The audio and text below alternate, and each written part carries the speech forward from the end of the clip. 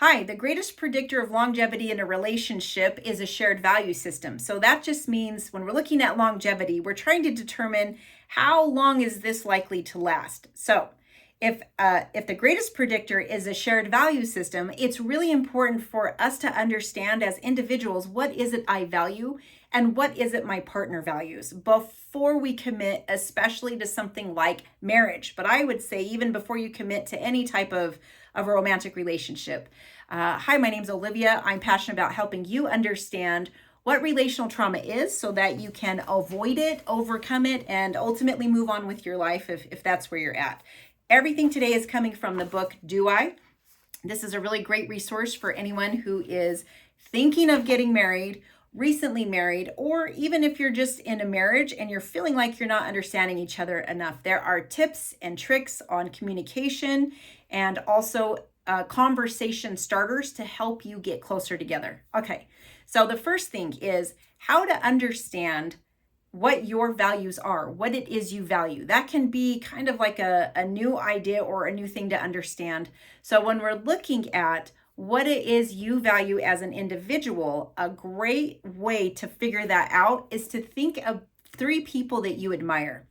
So if you're thinking of 3 people you admire, it could be people that you know personally, people who are famous, people that are in your family, people that are outside of your family. It could be any person that you met at any point in your life. You just want to think, who do I admire? Because when we admire someone, it's usually because they are exhibiting or showing a value that we also share. So we tend to think they have like a better head on their shoulders, that they are, just a more solid in their shoes. And when someone is not operating in our values, we tend to think that they're like dumb or a loser or evil, right? We think that they're just like lost. We don't like them. And usually it's just because they're exhibiting a different set of values. So that's why it's an insight into what you value is to think, of who it is you admire. So once you determine who it is you admire, you're going to write down a brief little sentence of what it is about them that you admire. So let's say, we're looking at someone famous. Let's say that I admire, Mother Teresa. So what about Mother Teresa do I admire? Well, she was selfless. She was intelligent. She was wise. She was kind, compassionate. So I just gave 5 character traits that are probably pointing toward my values. I value being selfless. I value trying to operate in wisdom. I value kindness, right? Compassion. So all of those things are pointing to what it is I value. So you would do this exercise, 3 people, what are the traits about them that you like? And that's pointing you towards your values. Then your partner would do the same thing. Who do you admire? What about them do you admire? So it's really cool when couples write down their values and then they kind of put them up on the 3rd sheet. They circle all the similarities and they put it on a sheet. This is what we share in our values. This is where we're different. So when you're looking at difference and also similarities, it does help us to understand our partner better. Sometimes it's not that they don't love us and this is why they're doing that, or that they don't care about us. It's just that they don't actually value that, so it doesn't really matter to them, or this is something that does matter to them and it is what they value. So either way, you're going to increase your understanding of your partner and also yourself. What I would say to not do, a tip would be not to try to punish someone for being different or try to convert them to your values. That is a mistake we often make, especially early on in a relationship, especially before we're about to say I do.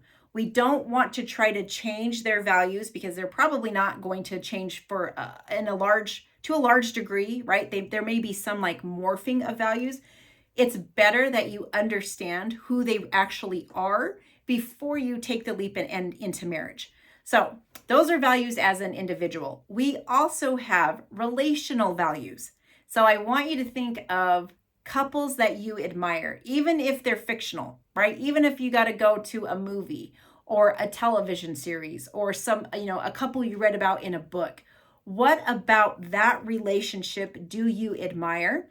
because there's a chance that that is pointing to what it is you value in a relationship. And you want to know what that is, and also what your partner values in a relationship. Those are going to be, on top of your individual values. So maybe you know of a couple who does everything together.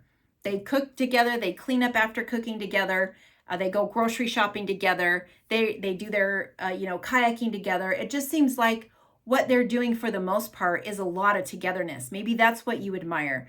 Maybe you know a couple who does a lot of things individually, but they do specific things together, and maybe you admire that because that's what you value. You value more alone time. Maybe you need to have outside of that relationship. There's not a right or wrong way to relate or to be. It's truly understanding what it is you value and finding someone who shares that. So let me give you an example of how this can make for an easier road to hoe or a less bumpy ride. Let's say that I really value family, and Sunday comes around and I ask, and my partner doesn't, okay? And I say, hey, can we go to my family's for dinner on Sunday? For them, they may feel like, what? Like, no, it's my day off. I have a lot of stuff I do today. I like to just relax. Like, I do not want to go to your family's house on Sunday, because that's not what they value. Maybe they have a different set of values, right? So that could really hurt me, and I may misunderstand and misconstrue that to mean they don't care about me, they don't love me, they don't like my family. Because if they liked them and they love me, then they would come. But really, it could just be a difference in values. So that's going to be an ongoing issue, more or less, until we can reconcile and set some parameters around that we're both happy with. And even then, one is probably going to feel cheated to a degree. But that's what happens when we get with someone who does not have a similar value system as us. Whereas if my partner also valued family, then I may say, on Sunday, can we go, be with my family for dinner? And my partner may say, yeah, totally. And then on Saturday, can we go to mine? And I say, oh yeah, sure. Because we have a mutual understanding that we don't have to defend and explain and talk about, ad nauseum and try to convince another person. It's just understood that this is important because we both share that value. That's how values can make less bumpiness within a relationship, because again, it's a similar shared value. So it's great to look at both of those areas, especially before you say I do. In the book Do I, it walks through lots of different questions to really flesh out those different values. It talks about money. What are your values with money? What are your values with children? Do you value children at all? What's your value with marriage, right? For some people, marriage is a humongous deal, and for other people, it's a piece of paper. So when you have a couple that ties the knot, and one it's everything, and now everything changes, and it's a whole new level of relating, and the other one's thinking it's just a piece of paper, those marriages really struggle. When one really values children and one does not, now they get together and they have a child, lots of problems in the relationship and a lot of pain and suffering, because one's like, I told you this is how I felt, I told you I didn't really want to, and the other one's thinking, oh, but when it's your own kid, you're gonna see. We have a way of convincing ourselves that minimize the difference in values and how it's going to be okay, rather than being able to just take someone at their word and trust what it is they're saying in regards to what it is they're telling us that they value. So I hope you find this helpful, although it's not counseling.